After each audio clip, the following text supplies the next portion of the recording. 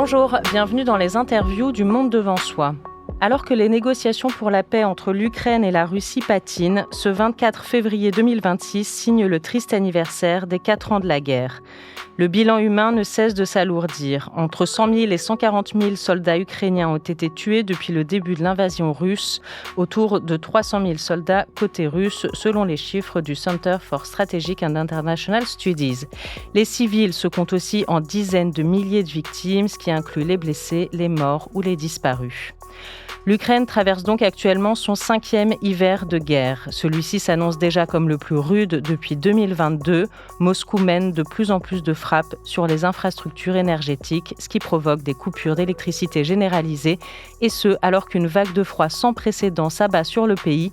Dernièrement, les températures sont descendues jusqu'à moins 30 degrés à Kiev. Alors, à quoi ressemble le quotidien des Ukrainiens au bout de 4 ans de guerre ? Quel est l'état d'esprit dans le pays ?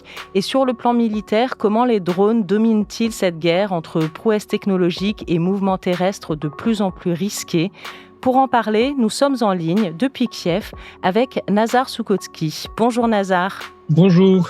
Vous êtes ukrainien, étudiant, vous avez 22 ans et vous allez nous aider à nous rendre compte de ce à quoi ressemble la vie quotidienne dans votre pays en ce moment. Et avec nous également en studio à Paris, Paul Boyer, journaliste indépendant. Bonjour Paul. Bonjour Hélène. Vous rentrez tout juste d'Ukraine où vous vous êtes déjà rendu plusieurs fois depuis le début de la guerre. Vous avez cette fois-ci réalisé plusieurs reportages pour Slate.fr en binôme avec votre confrère Pierre Terraz. Nazar, je voudrais commencer avec vous. Merci beaucoup d'être en ligne. Avec cette question assez simple, est-ce que là déjà c'est compliqué pour vous d'être en liaison avec nous ? Est-ce que vous avez de l'électricité actuellement à Kiev ? Alors, la situation avec l'électricité ici, c'est un peu compliqué. Ça dépend de la région. Mais ici, à la maison, maintenant, j'ai pas d'électricité. C'est la raison pourquoi maintenant je suis en voiture. Et c'est la raison pourquoi probablement je peux avoir les problèmes avec la connexion. Voilà, c'est comme ça. C'est un peu compliqué, mais on essaie de survivre. Et justement, en parlant de survie, est-ce que vous pouvez nous dire à quoi ressemble une journée typique pour vous ? Je disais en introduction, vous êtes étudiant. Est-ce que vous pouvez continuer à étudier ? Et plus simplement, au niveau vraiment de la vie courante, comment ça se passe ? J'étudie en ligne, ça m'aide beaucoup. C'est vraiment facile. Je dois pas aller à l'université. Et sur un lieu du travail aussi, c'est plus facile pour moi parce que je travaille en ligne. Et du coup, la chose la plus importante pour moi, c'est la connexion avec Internet. Je crois que la situation est un peu plus facile en comparaison avec des autres. Je peux rester à la maison parce qu'il y a beaucoup de gens qui ont besoin d'aller à notre région de Kiev. Et pour eux, ça peut être c'est pas que peut-être, c'est plus difficile, malheureusement, mais voilà, c'est la réalité ici. Parce que les déplacements sont évidemment très compliqués. Oui, exactement. Paul Boyer, on a pu lire dans une de vos enquêtes sur Slate que les pannes d'électricité dues aux frappes russes étaient extrêmement fréquentes, qu'elles sont très ciblées. Alors, c'est le cas chaque hiver depuis le début de la guerre, mais peut-être avec encore plus de puissance cette année. Est-ce que vous savez un peu quelle proportion de la capitale ukrainienne vit sans électricité, sans chauffage ? Et comment est-ce que font tous ces gens pour s'en sortir ? Nazar me contredira si je me trompe, mais il y a toute une partie de Kiev, sur la rive gauche du fleuve Dniepr, qui vit en fait dans un noir total, c'est-à-dire en fait que au froid s'ajoute l'impossibilité de cuisiner chaud, et donc c'est très dur de manger des soupes froides pendant des jours. C'est dans ces quartiers-là qu'ont été installées d'immenses tentes. C'est la mairie de Kiev qui les a installées. Il faut imaginer en fait des tentes gonflables orange, à l'intérieur desquelles une cinquantaine de personnes peuvent recharger leur téléphone portable, profiter d'une soupe chaude, d'un plat, avant de retourner chez eux, parce que dans les appartements, même s'il fait moins 20 degrés à l'extérieur, les températures dépassent rarement 5 degrés. Et du coup, cette situation, nous, les gens qu'on a rencontrés, peuvent la tenir 1 mois, 2 mois, mais en fait, quand c'est répétitif année après année, bien sûr, ils tiennent, ils n'ont pas d'autre choix, mais ça commence vraiment à épuiser tout un chacun. Je ne sais pas ce que tu en penses, Nazar. Oui, Nazar, quel est un peu le moral, en fait, l'état d'esprit des Ukrainiens ? Est-ce que vous sentez cet épuisement, ce ras-le-bol ? Oui, je crois que les gens sont très, très, très fatigués avec les situations, avec la guerre et avec toutes ces choses qui se passent. Mais je crois qu'avec la situation concernant l'électricité ici, mettons à Kiev, augmenter comme la question sur corruption et notre gouvernement, quoi ils ont fait pour résoudre ce problème, tout ça. Voilà, je crois qu'en général, les gens comprennent la situation, c'est que nous habitons durant les temps comme durant la guerre, malheureusement. Mais il y a aussi beaucoup de choses qui sont posées vers notre gouvernement maintenant et c'est la réalité. Oui, vous dites corruption, vous parlez de votre gouvernement. Qu'est-ce que vous entendez par là? Il y a des gens qui posent beaucoup de questions concernant notre gouvernement, pourquoi ils n'ont pas préparé totalement pour cette situation maintenant. Parce que alors, la situation avec l'électricité maintenant à Kiev est vraiment, vraiment difficile. Et pourquoi notre gouvernement n'a rien fait avec ça? On ne sait pas exactement, mais on doit survivre. Et voilà. Paul Boyer, c'est quelque chose que vous avez entendu aussi sur le terrain, des critiques contre Zelensky, contre le gouvernement? Il y a 2 choses. La première, c'est que effectivement la Russie, effectue des frappes stratégiques sur ses infrastructures. Donc c'est des usines qui alimentent, en énergie, en gaz, toute la capitale. Du coup, c'est vraiment une stratégie d'épuisement et oui, je pense on a rencontré des centaines et des centaines de Kieviens. Je pense qu'il y a une volonté de questionner ces responsables politiques sur la traçabilité des finances, où vont les dons, dans quel type de ministère et d'avoir un peu plus de transparence. Voilà, on a vu qu'il y a certains ministres qui ont démissionné par le passé, suite à des affaires. Dans un temps de guerre, le conflit, il en arrive à sa 4e année.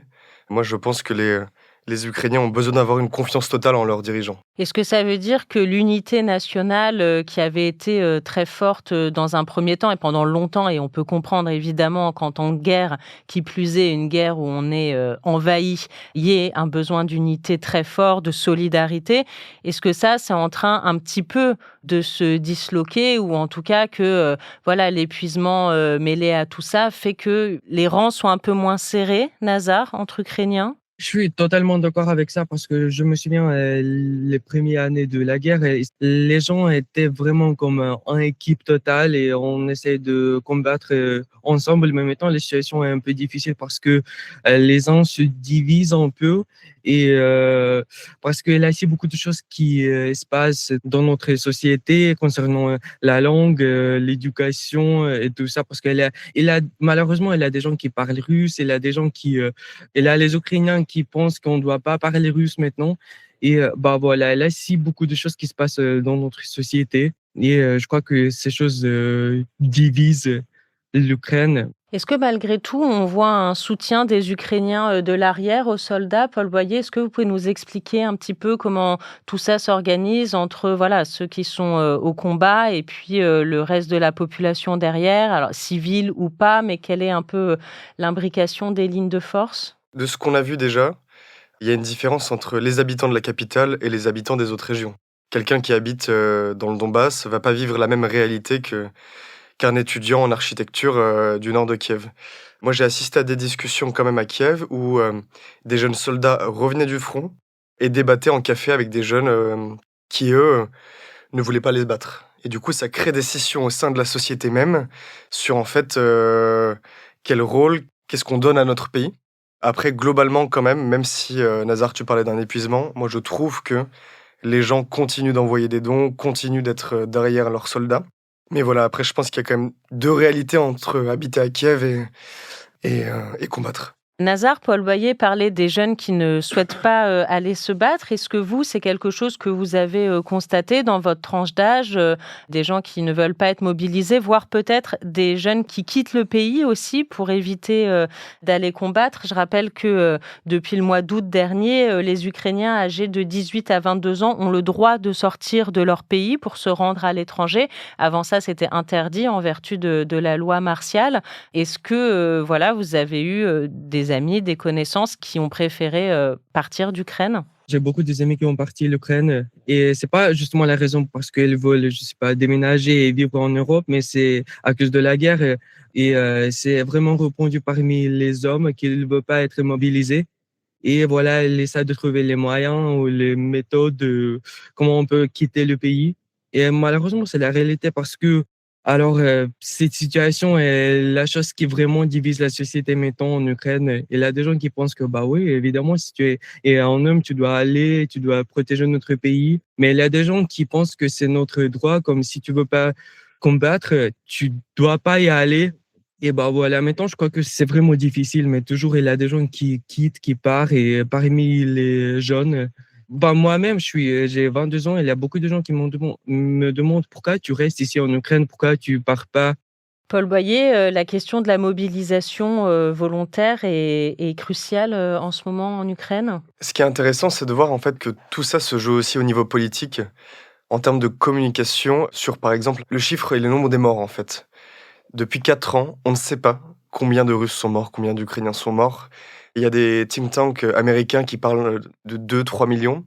Là, le président Volodymyr Zelensky a dit la semaine dernière qu'il y aurait 55 000 Ukrainiens. Ce chiffre, moi, je pense qu'il est largement sous-estimé.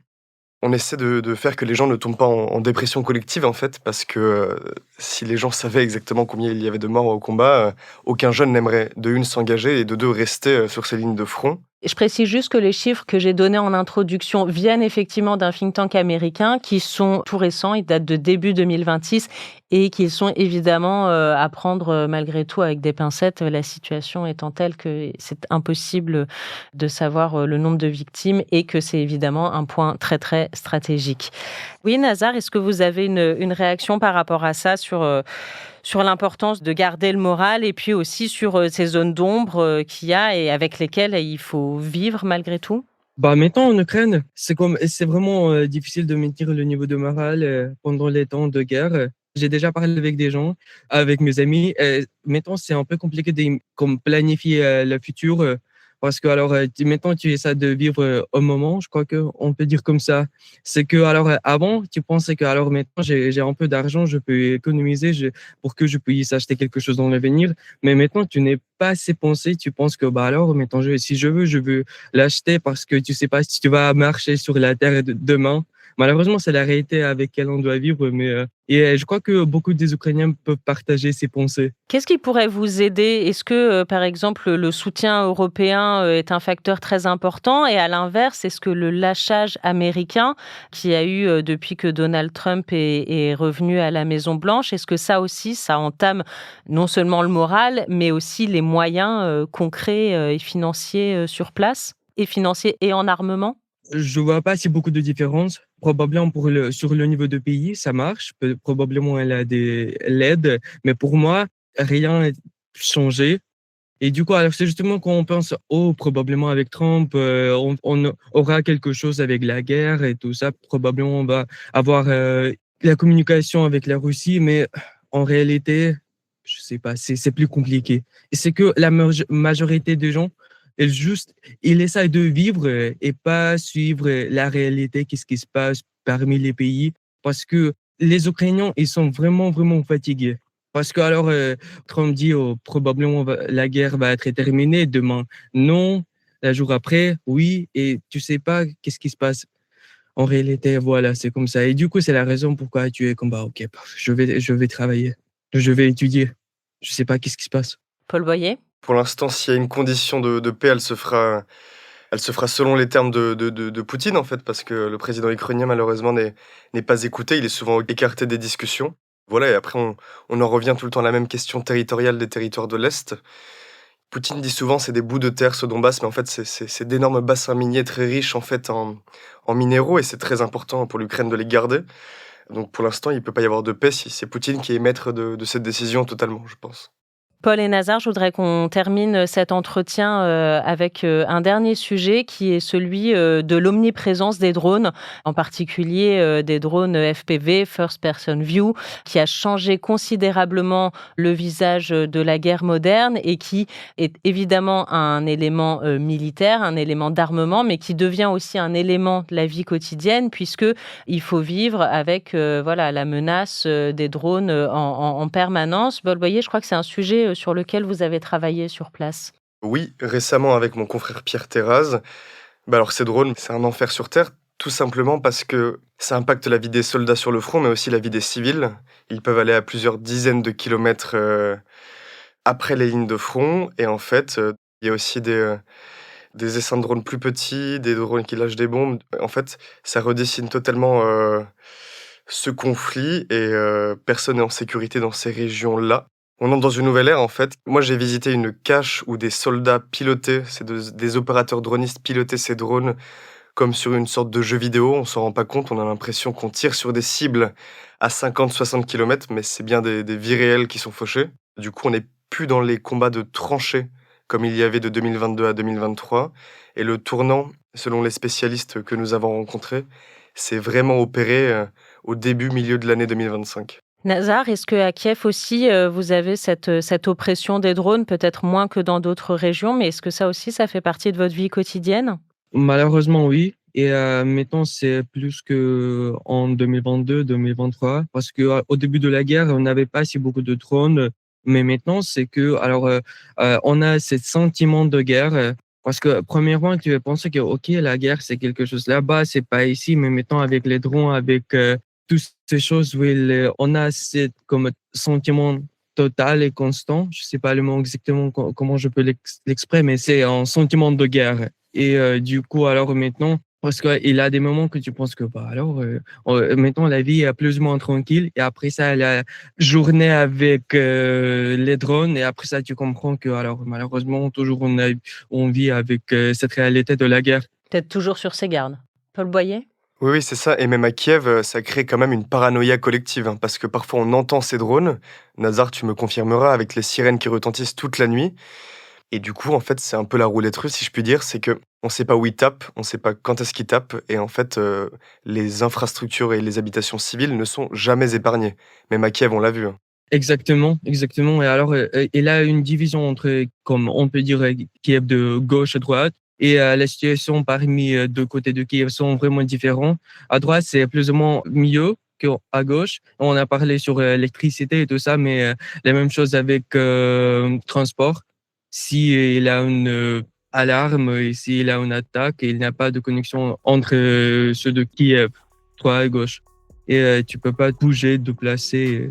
Merci beaucoup à tous les deux. Nazar Zhukovski, je rappelle que vous êtes étudiant ukrainien. Vous étiez avec nous au téléphone depuis Kiev. Paul Boyer, vous êtes journaliste indépendant et on mettra bien sûr les références de vos reportages réalisés pour Slate avec votre confrère Pierre Terraz en lien de ce podcast. Merci à tous les deux. Merci. Merci à vous.